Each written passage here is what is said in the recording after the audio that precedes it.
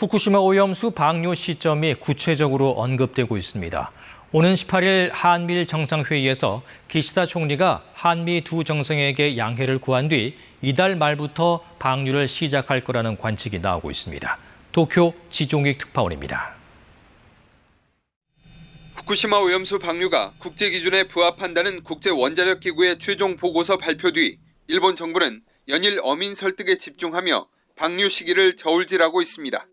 廃炉が完了するまで皆様のご協力を安心してずっと継続していけるようにこれは国が責任を持って取り組んでいきたい。 일본 언론들은 방류 시점이 8월 말에서 9월 초가 될 거라고 구체적으로 전했습니다.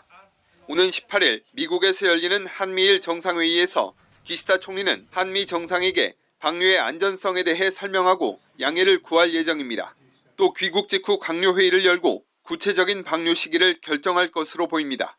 9월 1일부터 후쿠시마 바다에서 저인망 어업이 시작되는 만큼 조업 시작 시기를 피하기 위해 8월 마지막 주 방류가 유력하다는 관측이 나옵니다.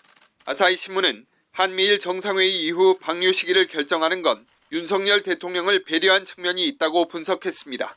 한국 내 방류 반대 여론이 있는 만큼 정상회의 전의 시점을 결정하면 정상회의에서 윤 대통령의 방류 대응에 초점이 맞춰져 힘들어질 수 있다는 겁니다. 일본 정부는 여름 방류에 변함이 없다고 재차 강조했습니다. 本年春から夏頃と見込むとお示しをしており、これに変更はありません。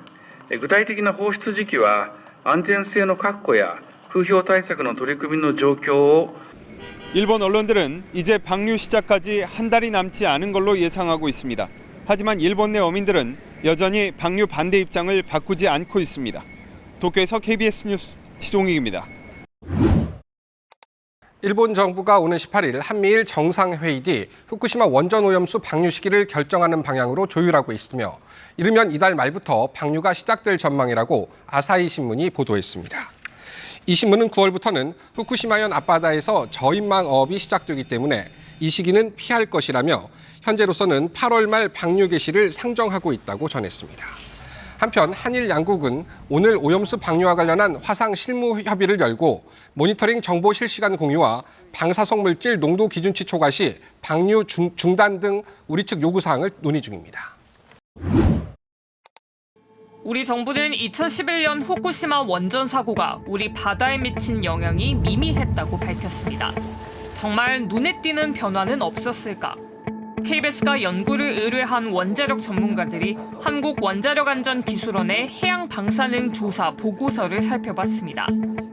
연구진은 후쿠시마 제1원전 사고 1년 전인 2010년부터 올해까지 제주 등 남해안과 동해안, 서해안 등 22개 지점의 방사능 농도를 들여다봤습니다. 그 결과 2014년에서 2016년 사이 남해안과 동해안에서 세슘 137 농도가 눈에 띄게 증가하는 지점이 나타났습니다. 특히 남해안의 방사능 농도 증가 지점은 제주도 동쪽 그리고 남동쪽으로 일본과 중간 해역쯤에 위치해 있습니다. 인체에 심각한 수준은 아니지만 기존 농도보다 50%가량 증가한 수치입니다. 연구진은 2011년 일본 원전 사고가 우리 해역에 영향을 준 증거라고 말합니다. 과거에 우리한테도 유입 시점이 있었다. 그리고 이제 그 유입의 유미한 자료가 지금 이미 존재했는데 그걸 갖다 번역을 못하고 있었다. 의문은 방사능 농도가 왜 일시적으로 증가했느냐는 겁니다. 해양 전문가는 원전 사고 당시 공기 중으로 나갔던 방사성 물질과 날씨, 해류의 영향에 주목합니다. 2011년 일본 원전 사고 당시 공기 중으로 나갔던 방사성 물질이 비가 오면서 필리핀 일대 해역에 떨어져 해류를 타고 우리나라에 유입됐을 수 있다는 겁니다. 조만간 예정인 일본의 원전 오염수 방류로 비슷한 결과가 예상되진 않습니다. 일본 오염수가 쿠로시오 해류를 따라 10년 뒤 우리 해역에 도달하기 전 일부가 4, 5년 뒤 유입될 수 있다고 하지만 해류에 의해 유입된다면 농도는 더 미미할 것으로 보인다는 겁니다. 정부에서 발표한 4, 5년 후에 유입될 수 있는 양은 훨씬 더 적은 양이거든요. 그 양은 현재 농도 대비 1000분의 1? 다만 아직까진 추정인 만큼 당시 방사능 농도가 증가한 원인과 유입 경로에 대한 분석이 요구됩니다. 특히 후쿠시마 오염수 방류 4, 5년 뒤 우리나라 해역의 방사능 농도가 증가하는 거 아니냐는 국민적인 우려를 덜기 위해서라도 심도 있는 분석이 필요한 대목입니다. KBS 뉴스 허지영입니다.